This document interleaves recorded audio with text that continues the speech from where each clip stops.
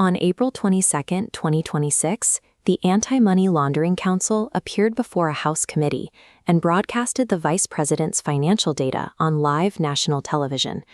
Viewers watched as raw financial intelligence was exposed to the entire country.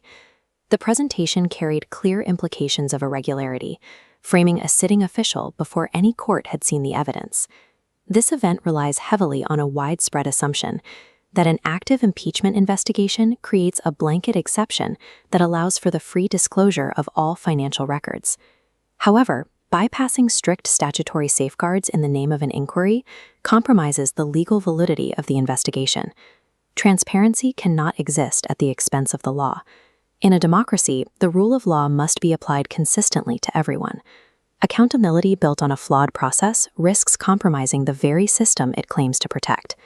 The Anti-Money Laundering Council is an investigative body. Its mandate is to gather and analyze information, not to determine legal liability or issue verdicts. Having the authority to access financial data does not grant the authority to broadcast it. These are two distinct legal actions, and each requires its own legal basis.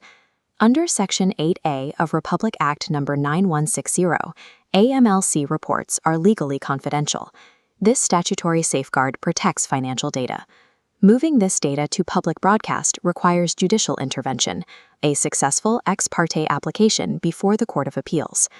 During the April 22 broadcast, there was no clear public showing that this specific Court of Appeals authorization had been secured prior to the presentation. The transactions presented were labeled suspicious. That label is an intelligence assessment from investigators, not a verified conclusion established by a judge. Substituting a strict judicial procedure with media exposure removes the protections that guarantee due process for every citizen. Our Constitution outlines a strict separation of powers regarding how a public official is impeached. The House of Representatives holds the exclusive power to initiate investigations. But the House is not a court. It does not adjudicate, and it does not render verdicts. The Senate holds the sole power to try and decide the case. This environment operates under formal judicial supervision, with strict rules of evidence. This distinction directly impacts the argument that an impeachment inquiry immediately overrides bank secrecy laws. A widespread assumption suggests a House investigation grants total data access because it involves impeachment.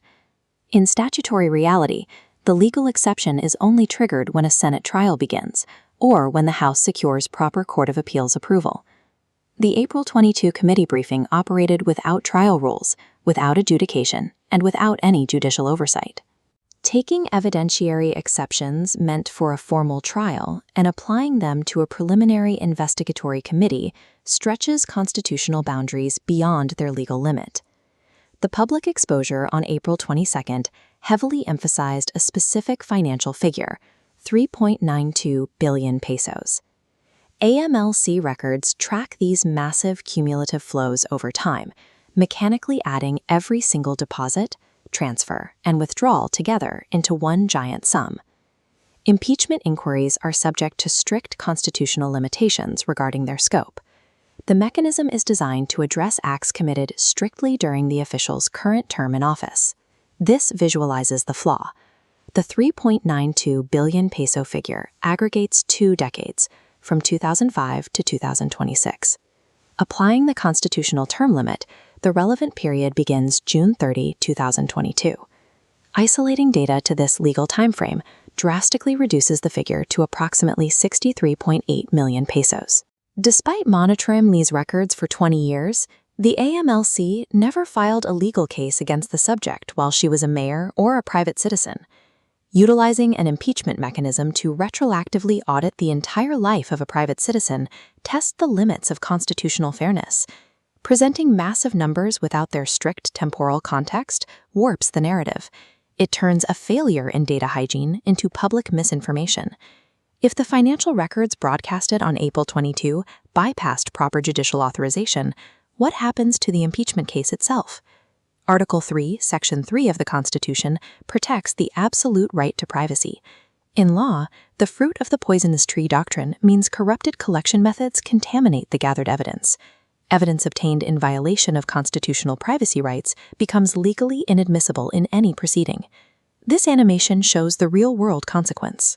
A flawed data acquisition process today paralyzes the Senate's ability to use that evidence tomorrow.